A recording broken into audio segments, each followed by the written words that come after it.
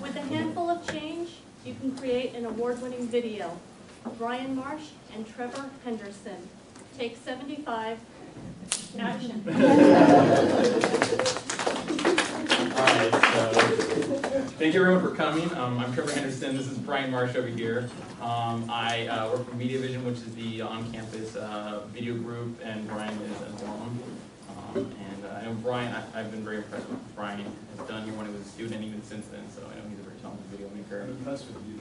All right, thank you. But I think we're just going to go over, a very kind of broad level stuff on, I know, at least for my video, or a lot of them were things I found out the hard way, so these are some just like tips and tricks on maybe ways you can improve making videos yourself. Just a quick show of hands, is anyone here kind of like, I want to enter the video contest, or are we thinking about it? Okay. So hopefully we'll have some more hands by the end of the talk here. Just for cookies. Yeah, it's just for cookies. Yeah, the cookies are over there if you're interested.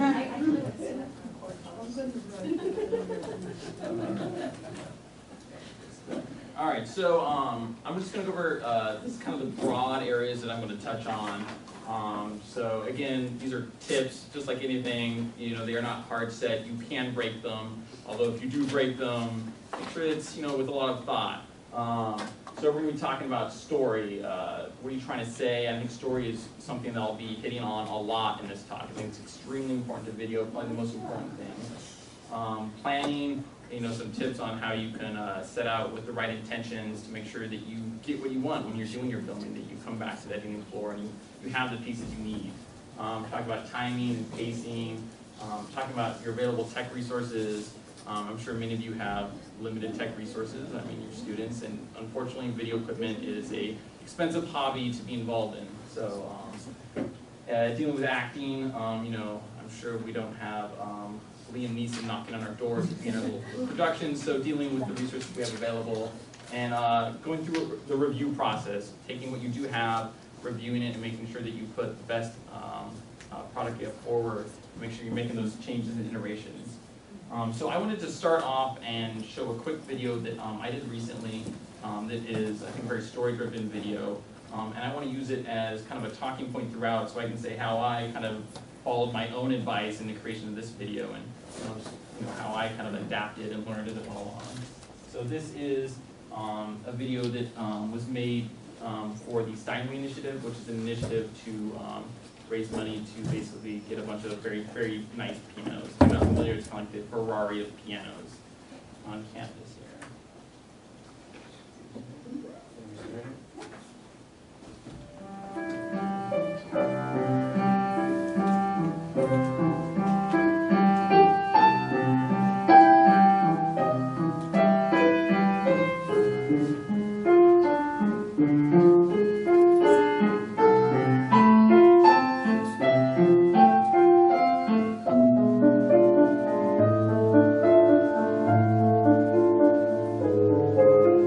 The difference is a Steinway, because it's not just a sound, or a note, or a song that you're seeking. It's a symphony of the mind and the spirit. More than 6,000 students participate in our music program, and 95% are not music majors. The reason is simple. This is a Learn by Doing university, a roll-up-your-sleeves, hands-on place of learning. When you use the finest tools, the finest resources, you can hone your skills and go places you've never been. It is a transformative experience that can change students' lives. Steinway is a gateway to excellence, which is why Cal Poly Pomona wants to put one in every practice room, on every stage, and in our recital hall. We will join an elite group of universities and conservatories worldwide that distinguish themselves as all Steinway schools. It will be a mark of distinction unique among all public universities in California. Music is the universal language, from Cal Poly Pomona to Carnegie Hall. It's something we all feel. We want to give our students the opportunity to pursue their passions, and you can help make this happen.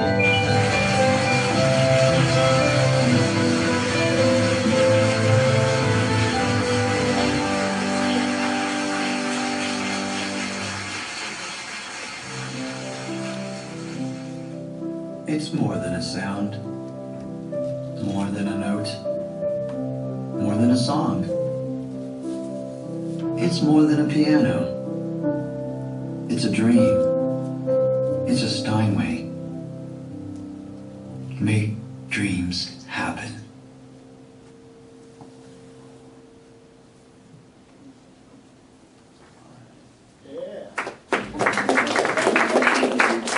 So, you know, when I come and approach any video project, this one and anyone, even, you know, I deal with a lot of stuff that is kind of promotional. It's for Cal Poly Pomona.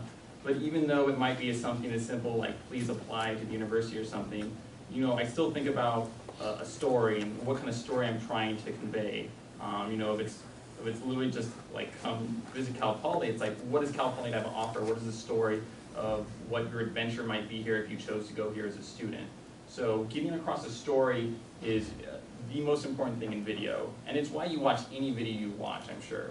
And stories aren't always so literal as, you know, I am taking a trip to Europe or something like this. Stories can be emotional stories, dealing with struggles, happiness, and a lot of stories relate back to emotion. And when I think about stories, I like to think in themes. And so not necessarily so literal, like I said, oh, I'm going to take a trip down to the grocery store, but what are the themes I'm dealing with? So in this video, the themes I was thinking in were like growth, the idea of trying to achieve something, the idea of being part of a larger campus. So we want to include like the idea that this isn't just an individual, but you know, they're part of a greater thing, even though it was very centralized on an individual. And when you're telling stories, there's many ways to tell the same story. So think about the story you want to say, and think about the different ways you may want to tell that story. And also, themes and emotions, to me, they kind of blend together a little bit, but emotions are extremely strong pieces in telling your story.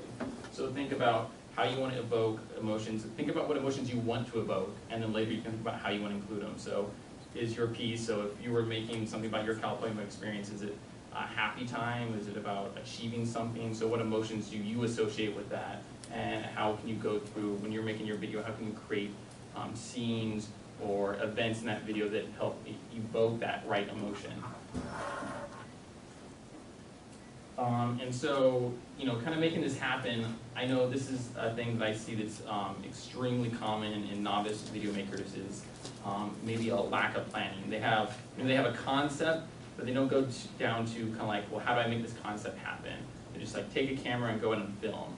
And you know, it's great when you get out on the set or you get to your location to be creative and do things that like, hey, I never thought of this, but this looks cool from this angle, or this looks cool to do that. I encourage you to do that, but before you go out to film, you want to have a good plan. Storyboarding is invaluable to me to have a good idea of what I want to accomplish. So if you think in your themes, you go, okay, well, how do I tell my story? I need to have so-and-so, you know, do this, you know, X, Y, and Z. For the one you saw there, you know, I know I wanted a lot of piano playing, but you know, how do I create a story around this? How do I create this build, this idea of this person growing throughout the university? So what situations can I put them in that looks like, hey, time has passed, and that they're growing? What different scenes can I go? And a lot of it is logistics. Making good video comes down to, unfortunately, good logistics. Where is it going to be shot? What time of day is it going to be shot? That can set the lighting, which makes a huge difference. Who needs to be involved, both on the camera? Who do you need helping you behind the camera? And always going back when you're making those planning decisions, what is the story you're trying to tell, and how can making these decisions help tell my story? And details matter a lot too. So like planning the level of detail is like, what are you going to wear? So if your friend's going to be the main actor in your thing, or your video, what is he going to wear? And those details say a lot about a person. If someone's dressed like in slacks and a shirt, I don't look like a student. You know, if you want to look like a student, make sure they dress like a student. And you know, different students have different styles. You know, what are you trying to tell about a student? If this student is supposed to be like a nerdy, stay in the dorm, you know, thing, make sure they dress appropriately and aren't like dressed out, you know, like backwards hat and like 80s like skateboard or something. You know, you want them to fit your character, you want them to fit your story. So small details like that can make a difference. And you know, we are obviously all unique snowflakes, and a nerd might wear a backwards FUBU cap, but you know, in the video you want that to kind of resonate more to a little bit along stereotype lines, but something that I would say in a visual second, it's recognizable and like you associate the right kind of connotations with that.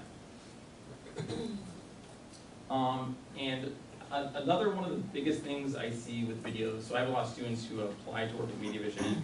We get a lot of talented students, but when they first come in, I ask them to show me some videos that they've done, and a lot of times it's high school projects or just hobby type projects. But timing is a big problem I see. I see stories that are 30 seconds, a minute, maybe 2 minutes long, and they give me a 10-minute version of it. I know one of the big things that happens is people get really attached to a shot. Going out and making a video, you're investing your personal time, it becomes a personal adventure to you. You get really excited about something you've accomplished, and although a shot may be a really beautiful shot, you're really happy with the camera work, you're really happy with the way it turned out, ultimately to tell your story, you may only need to be in there 2-3 seconds, like literally that long. So some people want to stay on that for like a minute, and it just isn't how it works. It's yeah, I think some people think about like movies they like.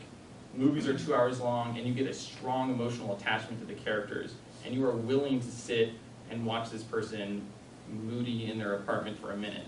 But if you're creating like a 3-minute video, that's like a 30-year video, and people just aren't going to care. They haven't attached to that character yet. So when we're talking with most of the videos we do, which are much shorter, you need to make your shots really count. And usually, to make them count, you ask these questions. Do they add to your story? And that's number one. How do they help tell your story? And do they evoke the right emotions? Do they evoke the themes that you've planned out in your video? And do they look nice? And that is important, but it is less important than the other two. So, great cinematography, these beautiful shots make a video better, but they do not make the video itself. They are not the crux of your video. And I know this comes down, resources is a big issue with a lot of people here. I started at one point where like all I had was like what first level Canon camera you can have, which is a couple $100. But don't let the resources be a tripping point for you. If you want, you can go to this link here. It's an iPhone film festival. So the only thing any of these people have used is an iPhone. And I know there's stuff up there that's way better than anything I've ever done. And so don't let resources be a tripping point. Yes, they can make things look nicer, but the story is what counts. I know in the video contest itself, I think it's like 10% of the grading is based on like technical expertise and effective use of technical equipment. Another 90% is story, creativity. So, if you have a good story, and even with lower end equipment, you can still make great looking things. Because a lot of it's more about planning. Are you in the right location? Do you have the right lighting? And you can work with natural lighting and it can look beautiful. Even for resources, even that video you just saw, I had $0. I did have a nicer camera. I had a 5D, a Canon 5D, but other than that, it's just asking people nicely. All those actors and actresses in there are just students, professors, other people. I just asked nicely, would you mind donating some of your time? Even the crowd shot, we just hijacked a theater production and came out during intermission and just said, hey, everyone clap really, really loud, like this is an amazing performance. The guy played for like 8 seconds. It was really impressive because the main guy was a pianist, but just you'd be amazed if you ask nicely and politely what people will allow you to do. Use their resources like having access to a room or someone coming out, your friends coming out and just playing a part. Being resourceful is probably more of a key than having a ton of resources. When telling stories, oftentimes the stories revolve around individuals and people. Like I mentioned before, acting is not something we all have great access to, and even good actors at a college level, when you're used to seeing like these big budget things, it's easy to spot like, oh, that just, that wasn't that great. And it's easy for it to detract from your story. So acting is very difficult to do well. So I know things that I try to do almost every time is I try to minimize the amount of like pure acting that's involved. Some things you can do is use narration, minimize the amount of lines you're gonna have. One thing I try to do almost all the time is have the events tell your story more than necessarily like, a dialogue. Dialogue's really hard to both write, deliver, and it's to sound natural and real. And one thing that I do all the time is I don't try to have whoever I call them actors. I don't think I've ever had like an actual actor or actress. They're just like students, or they're like chemical engineers, a pianist or whatever. Is don't have them fake it. Have them do something that's real to them. Oftentimes, like for example, If they're supposed to be having like a fun time at the dorms or whatever, don't ask them to pretend to have a fun time. Just say, hey, let's have a conversation. You know, talk about how weird it is that I'm filming you in your dorm right now. Talk about, you know, a party you had last weekend. You know, if you're not going to use the audio, don't have them like try to do a fake, you know, dialogue. Have them just do, you know, a real conversation. If you do want them, oftentimes cues I give are purely emotional. Like, I want you to be happy, or I want you to be sad, or I want you to be hopeful. Is have them think about a real happy time for them or a really sad time for them that happened in their real life. If you want them to be sad, it's like, did you have a relative that's died in the last few years? You know, just think about that. And have that emotion be a real emotion to them, opposed to trying to like submerge themselves in your story. And that can usually have more success. And also setting a expectation with your actors and actresses that there will be a feedback loop, that hey, we're going to try this a couple times, we're going to work on it and try to make it good, there's going to be some feedback. So it's not like, hey, I'm nitpicking, but hey, no matter what we do, we're going to have multiple takes here and try to get it better and better. If you make it like it's a team effort, it's less likely for them to kind of like, I know one thing, if they feel like they're insulted, and it can work both ways. You want to close down, put up your defenses like, no, I know what I'm doing. So make the expectation that, hey, we're going to work as a team and make this better. Make sure your feedback is constructive. I always start out with what they did right. And there's almost always something they did right. And say, hey, this is what you're doing well, keep that up, but let's see if we can work on you know, delivering your lines a little faster, or hey, if I can get more emotion out of that, or something like that. That can be really helpful. And this is probably, besides the story, the most important part of, I think, of video creation is review. I've never had a first draft make it to my final video. Usually there's substantial changes. Getting input is extremely valuable. I would always start with your kind of creative team. Video is rarely just a single person. Usually it's like a group. But from the people that usually assist you with the video, they kind of know your story. Get feedback from them, but it's also really important to get video feedback from someone that knows nothing about your video. One thing I like to do is bring someone in that hasn't seen anything about my video, doesn't even know what it's about, and just show it to them with no context. Just say, watch this video, and one thing I like to ask afterwards is, describe to me what the story of that video was. If they describe what you're trying to accomplish, you're on the right track. But if they like seem confused, they don't understand who people are, what their role are, then think about what cues did you not give in your video to tell your story. And video is a passionate thing. I mean, most people aren't doing this just for a paycheck. It's an extremely competitive environment. If you wanted to make it professionally, it's a hobby. People are making videos because they love to do it. But because you're passionate, you're emotional, it's hard to leave your ego at the door, but very important. When it comes to reviewing, you need to be logical. I know you're passionate about what you do, but when it comes to review point, you need to think about it like a business decision, like just adding up things. And be really critical and picky. So like it comes back to that timing. You get, oh, I really love this shot. There's lots of shots that I love that never make my final piece. So be critical. Be really picky and say, hey, does this add to my story? Does this help tell my narrative? And also be ready to redo shots if they fail. For the video I showed, I had a first edit and it just felt like, it felt a little empty or sterile, like there wasn't enough campus stuff. So I went out and I completely reshot some stuff and added some more in-campus scenes to give a sense that this person's actually attending a university, not just sitting in a recital hall. And remember, it's about your story. So finally, it comes back to that story element. So remember about communicating your story. And that wraps it up for my half. I'm going to hand over to Brian, and there will be a Q&A at the end, so we'll both answer any questions you guys have at the end.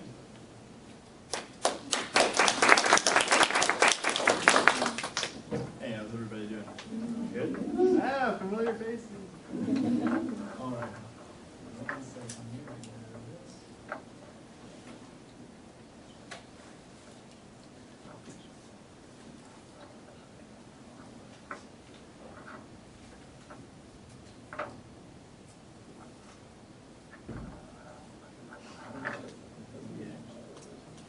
Has anybody here created a video before? A few people? Cool. What do you guys like about the experience? I like working with people. You like working with actors and other people? Yeah. Like teaming up Getting with people to talk for me, on camera or whatever.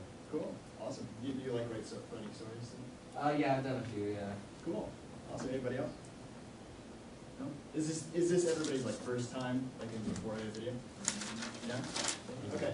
So I'm going to show you a video that I shot when I was. I'm sorry. Oh, cool. I'm going to show you a video that I shot. One of the first videos I shot for Pomona is for the housing department.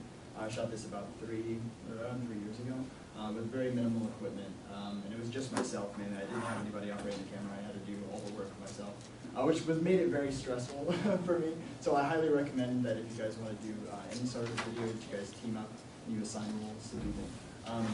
But I'll show this to you, and then I'll go over kind of what I did in the video and key points for actual production, pre-production, and post-production as well.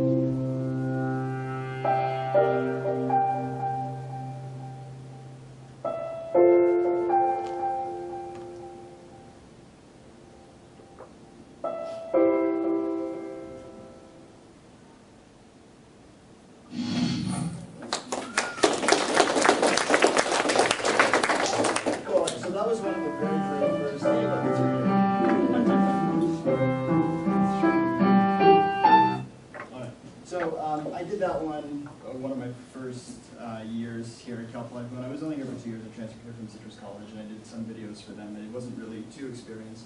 But I came here, and then I did a couple of these videos, and I also worked for a gas creative group, which some of the people here know me.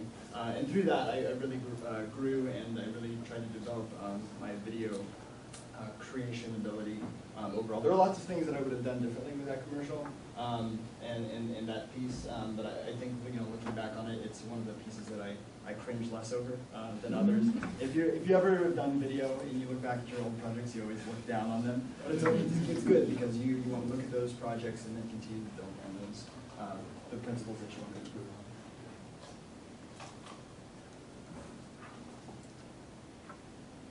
All right, so what I want to talk about first is inspiration. Lots of people think that if they look at other people's ideas and other people's videos, they might be tending to copy them, but that's not the case. What you want to do before you create any video is you want to look and see what other people have done, and you want to kind of take after that and take the elements that you like and insert into your own video. I think it's really important. So first thing, inspiration does not equal plagiarism. If you're inspired by something, it will inspire you to create something unique and different within your own piece. You can create mood boards and visual collections. So if you like something online that looks really cool, it could be a photo, it could be an idea, it could be a piece of music. If you create a mood board or if you incorporate those things into a collective visual collection, it'll help you get an idea of what you want your video to look like in the end. This isn't necessary for everything. Obviously, this competition encompasses Instagram and Vine videos, and those are really short. But even still, looking at other Vines and Instagrams that you may find really funny will really help you overall in creating your own project. Like I said, think in color, sound, and music when you're incorporating things into your mood board. So think about what you want it to sound like, what you want the music to sound like, and what you want the visuals to be in terms of color, whether you're using black and white, if you want to use that piece. Everything invokes a different type of emotion. So think about that. Go outside. You don't have to look on your computer all the time. There's a beautiful world out there that you can be inspired by. So go outside. You can take pictures. You can take something digital with you that makes you feel more comfortable. But go outside and be inspired by things and people on campus. You can just sit and watch and see what they do, and maybe that'll inspire you to do something interesting. And team up. Like I said before, make sure you collaborate with the team. It'll help you a lot when doing any sort of video.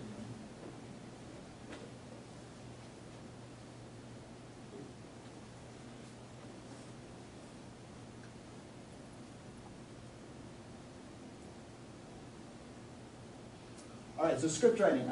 This is going to get a little bit more into technical aspects. The reason why I recommend script writing, if anybody has any screenplay experience, the general rule of thumb is a minute per page, which is beneficial to learning a screenplay format. That way you can kind of gauge out the timing of your piece when you actually have your ideas written down. It's very important, even if you don't write a screenplay, to get your ideas down on paper. Don't just try and memorize and do the project.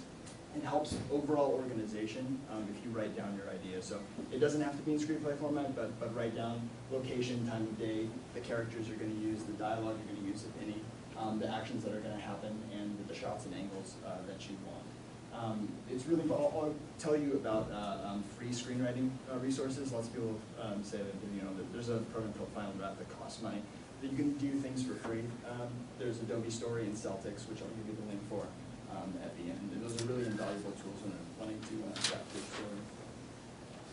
So for shots and angles, I just wanted to go over kind of the general framing that I use when I create video. These are the 4 basic shots that you can use, and there are lots of variations of each shot.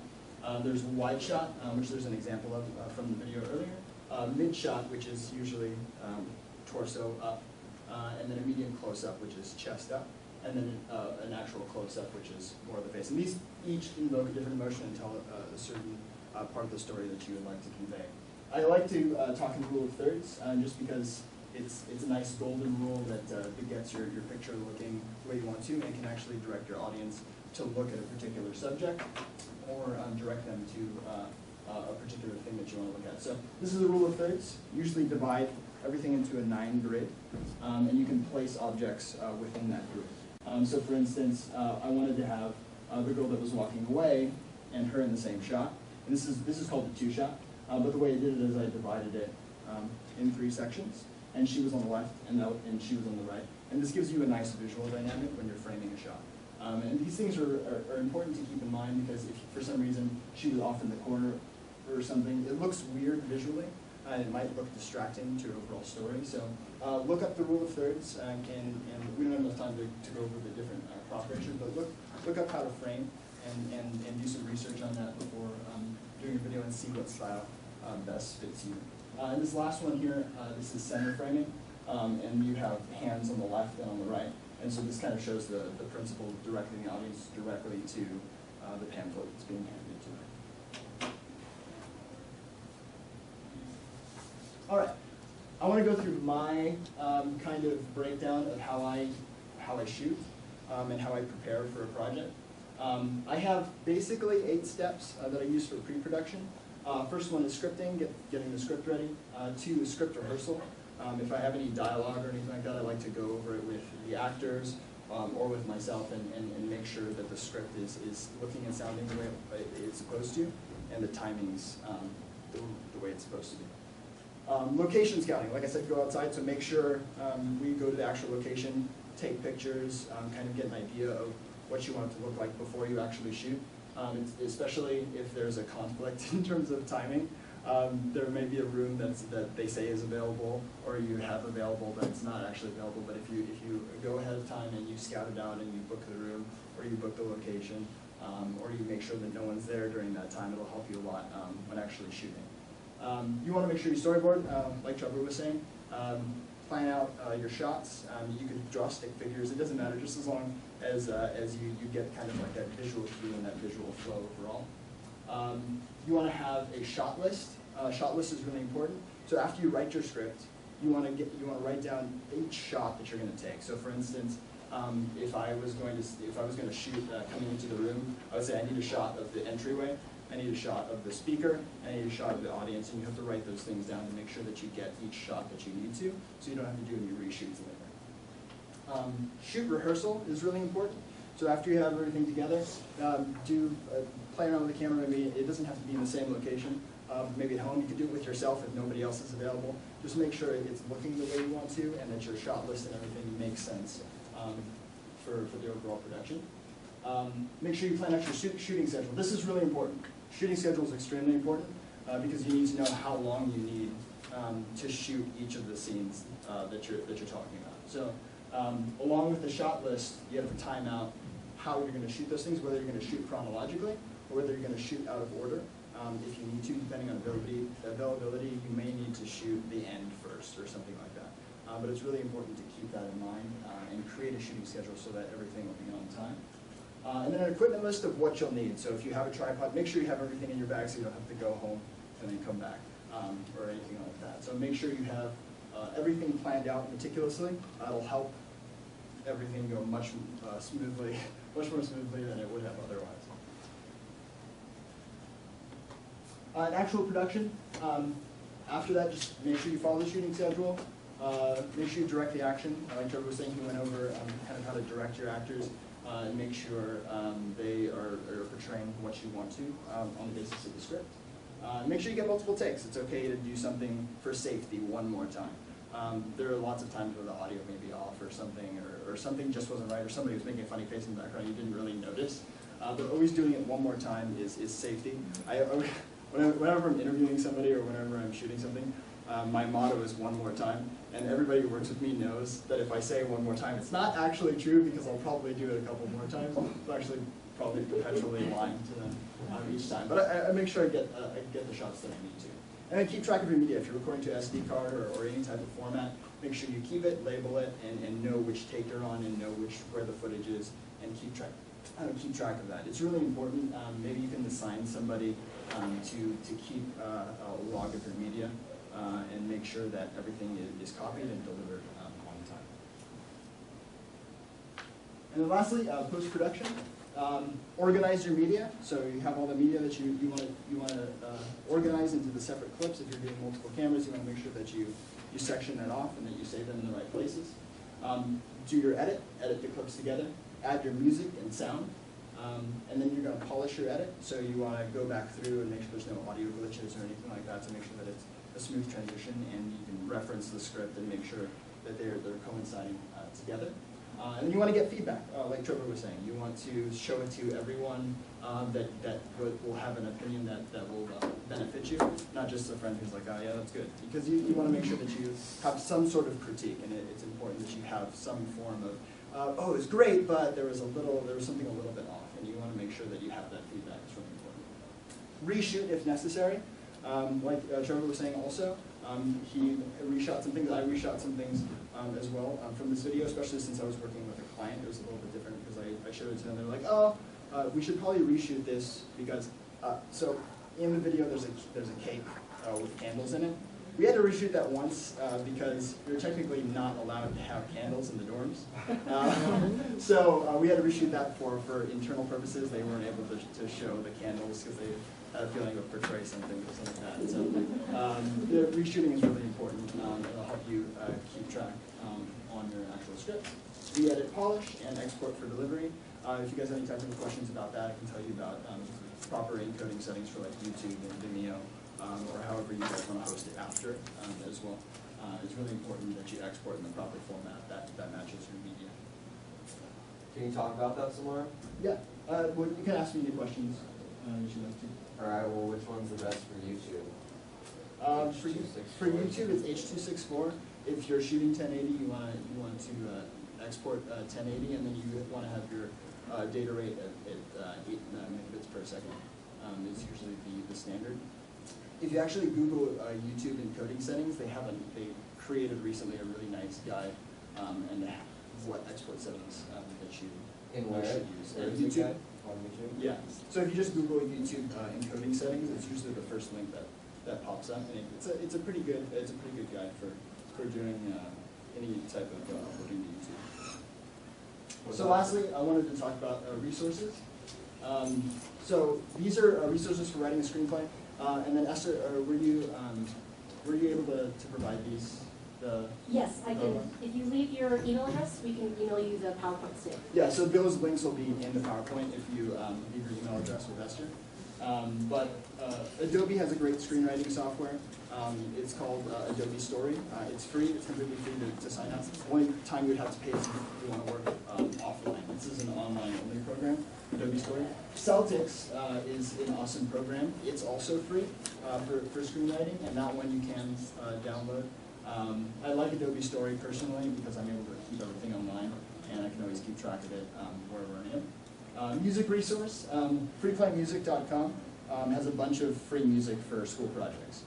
So the library is enormous, so you'll spend a couple hours just shifting through there. If you find something you like, you can download it, and the license is okay for use on campuses. So that's an important resource. Freesound.org is also awesome. You're able to download any sound that you want to. They have a bunch of hobbyists who basically record and then upload little snippets of sound to their online library, and it's free to use as well. So, but that wraps up my presentation. I'll invite Trevor back up here so we can answer technical questions.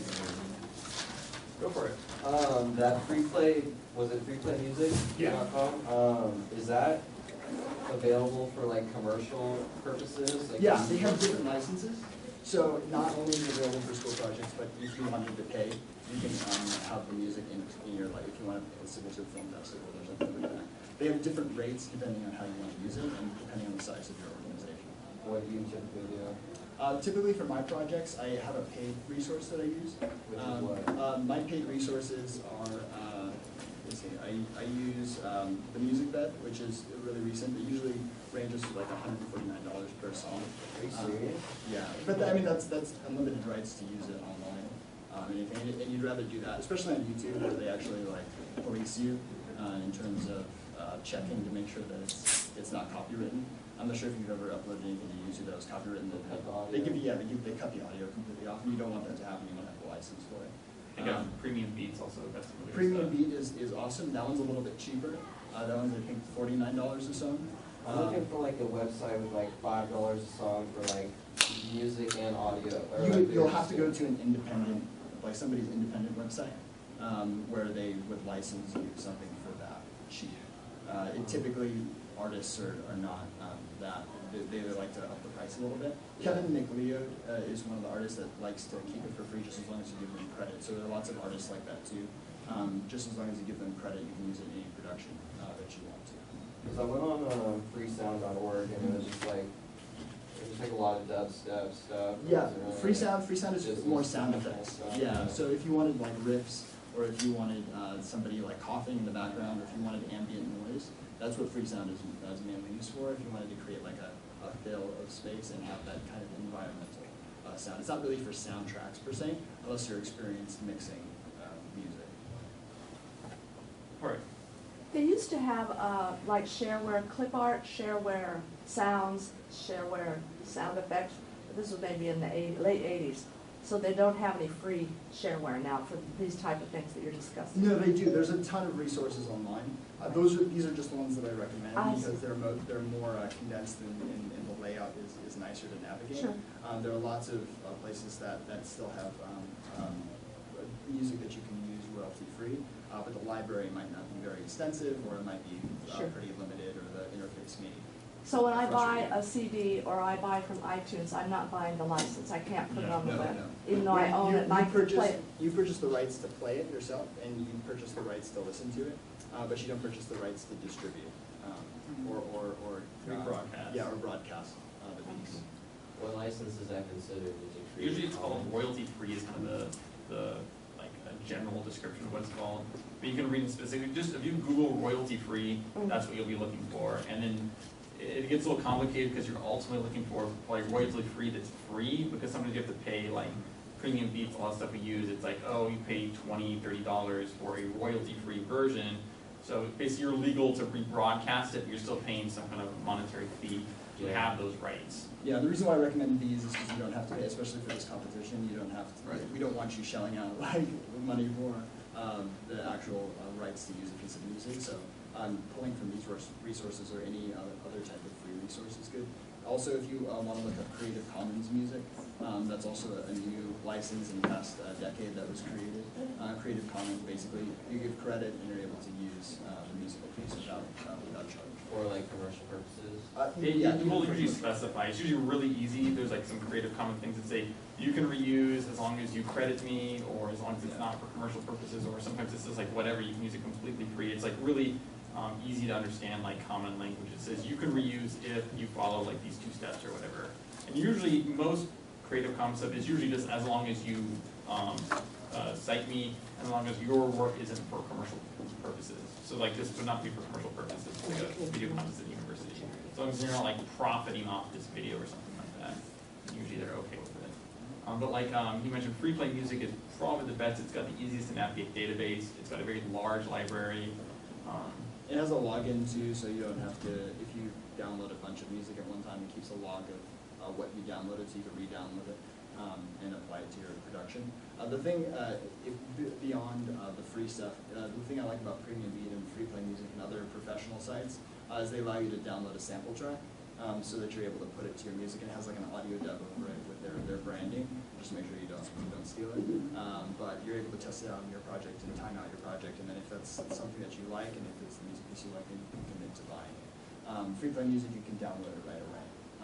Also, free play music doesn't, in terms of quality level, it doesn't have, it usually doesn't have like a .wave sound file, which is a higher quality audio file than like an MP3 file. I think most of their music is MP3, but that's just in a quality perspective. Any other questions? Do either of you keep your older drafts or your older takes, or do you record over them? I was just curious. Drafts in terms of like actually. When you're actually filming, do you, if something didn't work out, or you want to take another, like you said, one more time? Unless I'm strapped for cash and I have no other means, I always keep everything. Yeah. I keep old projects as long as I can until the hard drive fails. Big hard drive. Yeah, yeah, lots of space. So, but I always keep old things because you never know when you're going to need it, or if there's an element in it that you can use or you could possibly use in the future. Yeah, pretty similar. I keep stuff of the final products delivered. I'll usually keep it about a year, and in about a year I'll strip it down and I'll just keep stuff that I think might have more like B-roll purposes.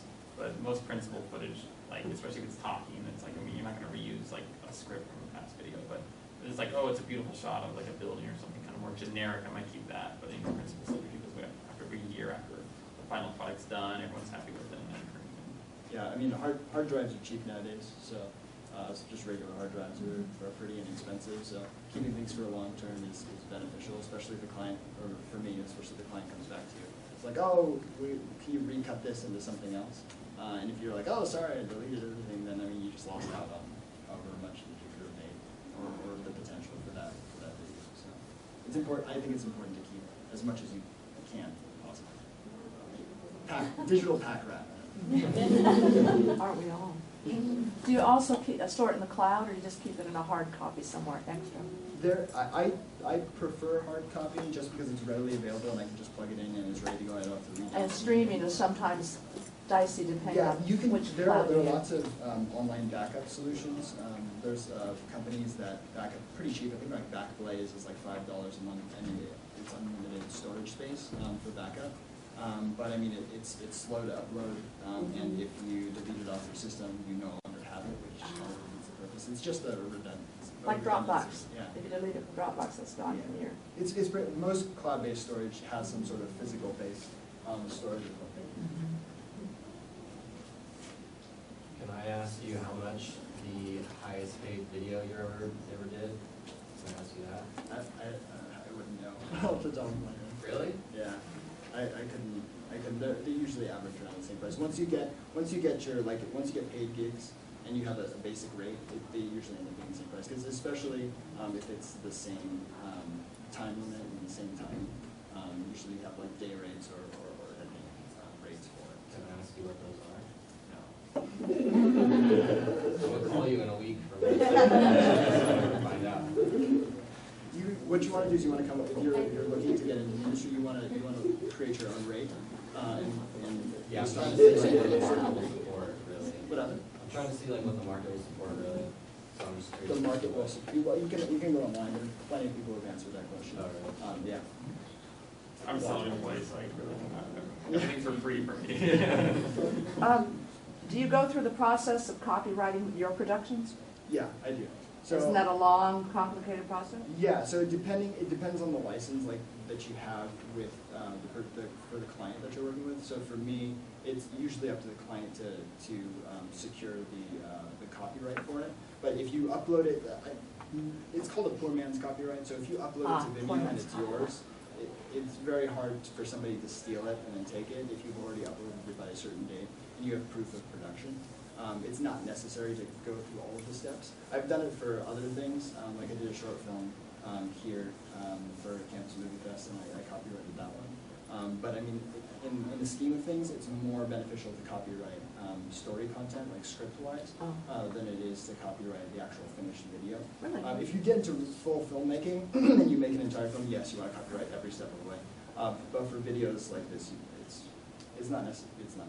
Well, the U.S. is really rigid in enforcement for copyright is very stringent, but say, for example, Asia or Europe, people steal stuff all the time, and they don't enforce our copyright laws internationally. Yeah. So the other side of that is if you find some music from an Asian source or a European source, you could use it without fear of copyright violation because they don't file copyright in the U.S. Yeah, I mean, there are lots of gray areas in terms of copyright. Technically, you can use any piece of music that you want and then hope you don't get in trouble. But that risk is what you pay for in the end. So it's better to be secure and have that copyright than Well, they steal our stuff all the time. Can you tell me more about the copyright process then? Like, do you go to a lawyer or do you not do all this? Typically, you can do all of that online through the Copyright Office, U.S. Copyright Office, and they'll have an online form and an online submission form. Like if you all full instructions. What's been the fee for you in the past? Like $150 Usually, well, it's been a long time since I copied a whole script. I think it was probably around that price for copying the script.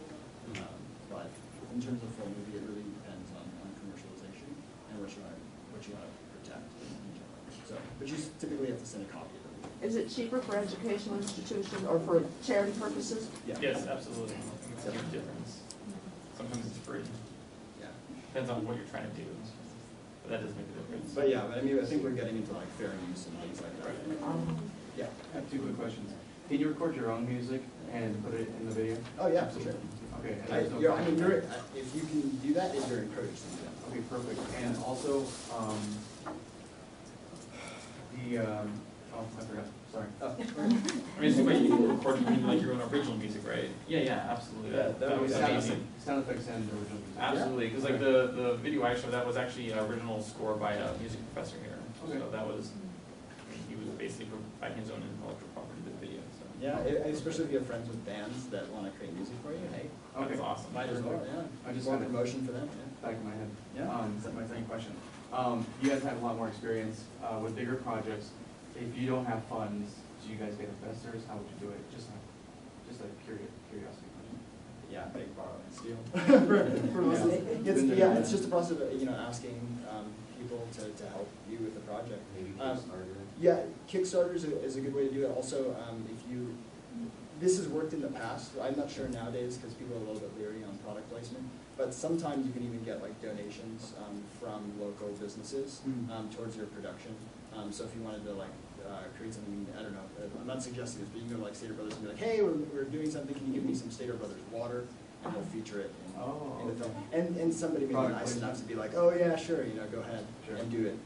So there's lots of things that you can do to kind of reduce the cost, especially like feeding people on the set. And then you get the credits at the end. Yeah, and sometimes that's nice, but it depends on their sensitivity to Hollywood, I guess, or to film production.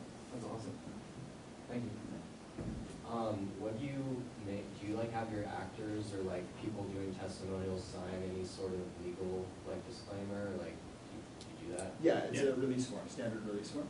So is there copies online somewhere? Yeah, there's anything you think of. There's in terms of actual release forms that are online, and then you can customize them to suit your needs. So do you make all your actors sign those? Mm-hmm.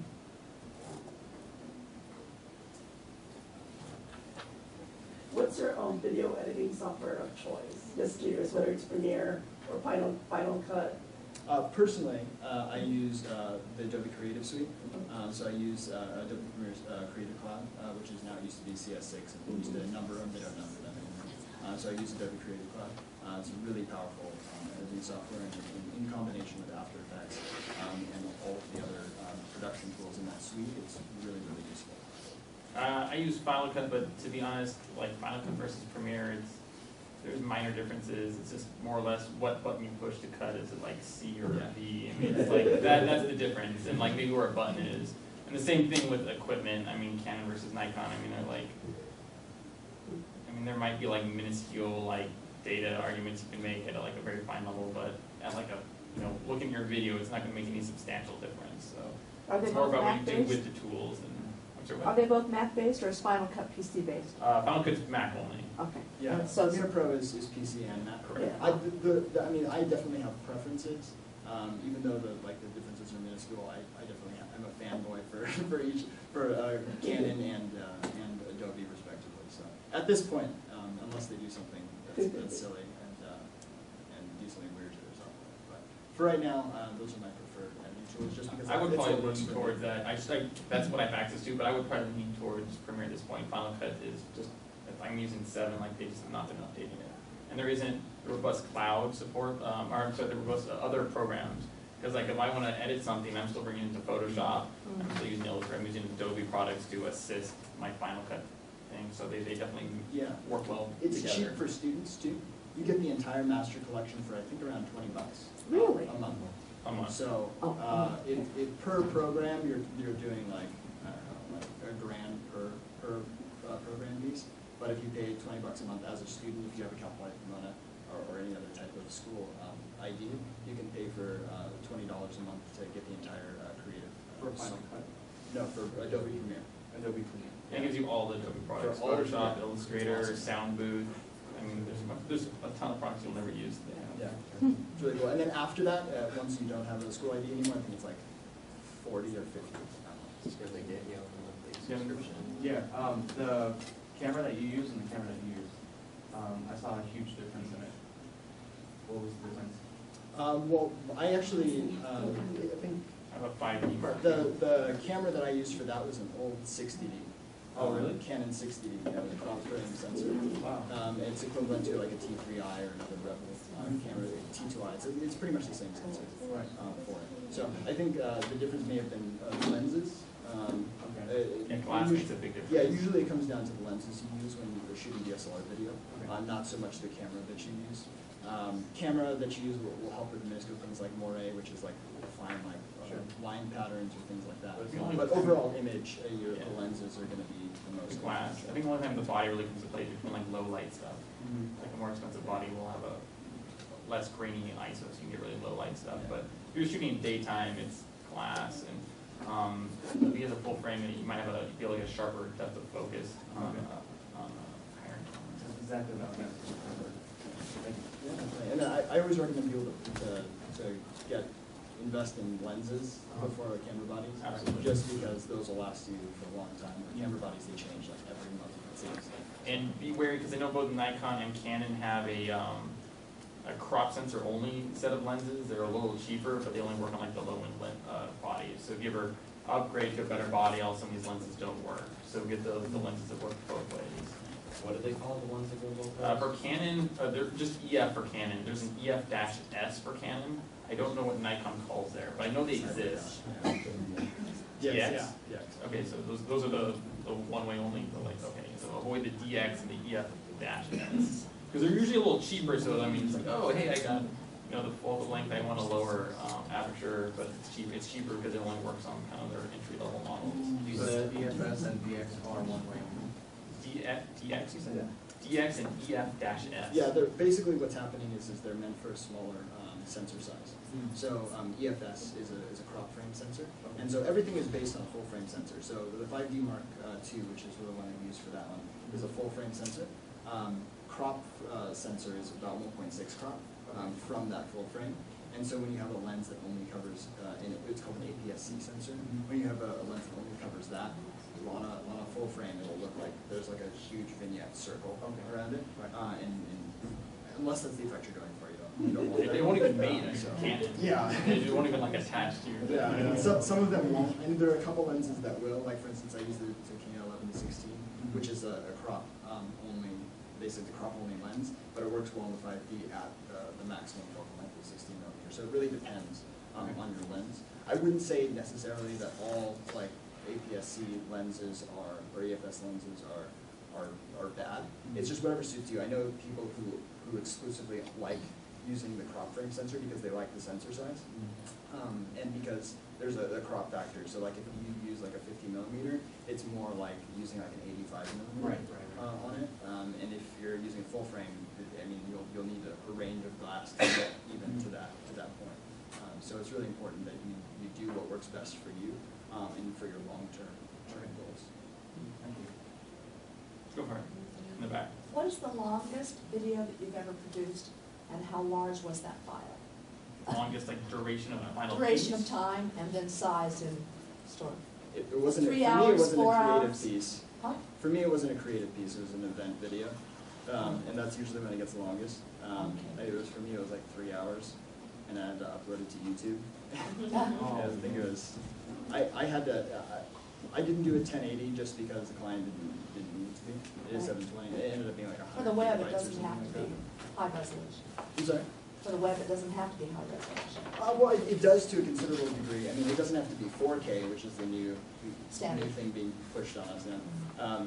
But it should be relatively more than 720 or 720 and above, just for web playback.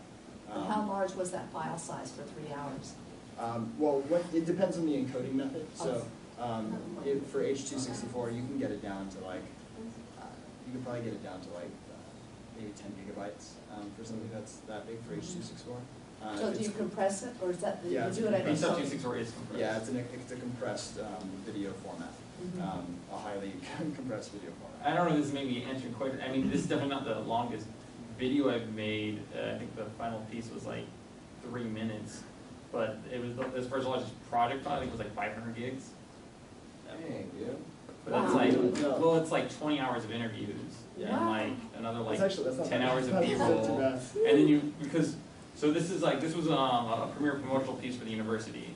So I went out and interviewed 20 students. I think only 15 made the final cut. They're each in there for like 10 seconds saying like one line. And then there's B-roll, and when you're doing something like a campus, I mean, Cal Poly's a diverse campus. I mean, we've got engineering, we've got hospitality, we've got class, science, ag. I mean, you're trying to show all aspects of the university. I mean, it was probably like 30 to 40 hours of like footage that went down like 3 minutes. So Yeah, and for me, that was like 500 gigs of like raw, like 80s or files that I'm playing around to edit with. Yeah. Where the final piece was like 3 minutes, and even at 1080p, it was like Really? maybe 2 gig. Yeah, I mean, like, actual storage size is gonna vary, because for instance, like, for me, when I do any promotional piece, I usually use 3 or more cameras, and so that triples the amount of space that you need, in your storage space. So, my projects range from like 500 to a terabyte per project, and then you whittle it down, after that, to like essential shots that you need, and then you export like interviews, separately. So that really goes back to the timing sense. Yeah. Like, I mean, that's the amount of footage you have, and the sense of timing and pacing, you can't get stuck on shots. Yeah. Because you have to be like brutal in your cuts, and especially when you're doing like interviews, half the time, I'm not like changing the essence of what they're saying, but I will cut it so much that you're like literally taking out like, it's like a minute between what they say here and here, and people tend to actually kind of repeat the exact same thing in just different ways. So kind of cutting down to the essence of what they said in like 10 seconds, opposed to them kind of, not to be a negative connotation with this word, but to like ramble for a minute and a half. So all they're saying is one thing. So we're actually out of time, but I think Brian and Trevor might still be here to answer some questions they did. But again, we'd like to thank you both for coming here and sharing your video expertise. And for people that are interested in getting their PowerPoint, I have a yellow pad with sign-up sheet that please give us your email address and we'll email that to you. And feel free with some more refreshments before you leave. Thank you. If you guys have more questions, Yeah, if you guys want to contact me at all, I have business cards. Yeah, on the yellow pad, please. I work. Yeah, so everybody can give it a it's like, like I said, campus type stuff. No, I had surgery on my vocal cords. Yes. Are you a singer? Yes. Yes. It sounds like it hurts.